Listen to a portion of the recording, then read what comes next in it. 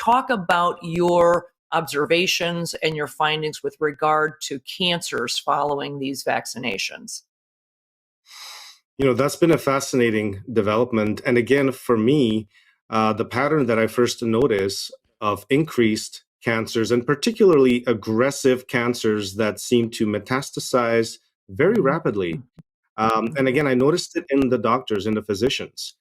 And what's interesting is when you look at the increased physician mortality and the sudden or unexpected deaths, they're actually skewed towards the younger doctors. So it's doctors in their 20s, 30s, and 40s that are actually seeing a far higher mortality rate than doctors in their 50s and 60s.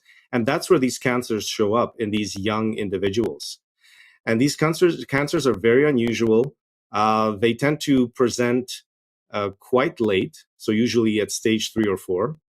And they tend to be very aggressive and almost resistant to conventional treatments, to conventional chemotherapy or radiation. And so that's where I first noticed this pattern of these cancers that, for example, I had a 27-year-old doctor in British Columbia, a medical student, who after 2 COVID-19 vaccine doses, about a month or 2 later, started developing back pain. And then he comes down with this very rare spinal cord cancer that grows very rapidly. At first, doctors thought that they could treat it and it was, treatable and he could be, put in remission. But it just progressed too rapidly. They operated and they realized on the pathology results that they could not offer him any treatments, and he was dead within a matter of months. And you start seeing these cancers all over the place.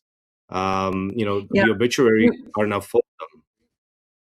Yeah, we are seeing in the United States a lot of very unusual cancers in young people, aggressive lymphomas, leukemias, and interestingly, colon cancers in people in their 20s and 30s. I mean, there's a reason we don't normally start doing screening colonoscopies until age 50, 40 or 40 at the youngest if you have a strong family history, but never in 20s and 30s. All of a sudden, we're seeing aggressive colon cancers, testicular cancers in young, healthy people. One of the theories about that, by the way, is that we very clearly can show a shift in immunoglobulins following vaccine. And there's a shift specifically to IgG, that specific immunoglobulin, and more importantly, the subset of IgG, IgG4, which is responsible for telling your body to ignore that something is foreign. I mean, obviously, it doesn't behoove anybody to react to every single thing. We'd all be just walking around with a box of Kleenex taped to our arm with allergies to everything if you reacted to every bit of pollen, every bit of dust, every bit of cat hair, or whatever. So IgG4 is the part of your body that tells you, don't pay attention to this. It's foreign, but ignore it. If there's a huge shift and huge increases in IgG4, you also start ignoring things like that abnormal colon cell, that abnormal breast cell, that abnormal, neuron cell that your immune system would otherwise just wipe out, go away, and it would never become a cancer.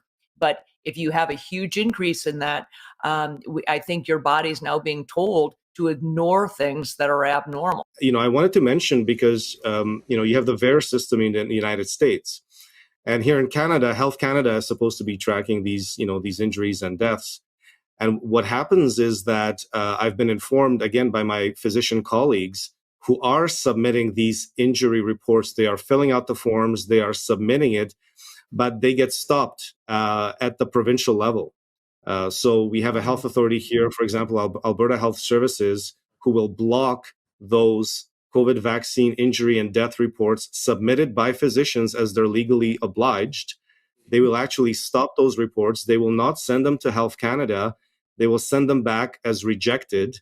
And then they will focus on the doctor and say, well, you might have to have your license examined more closely. And that's what's happening in provinces in Canada.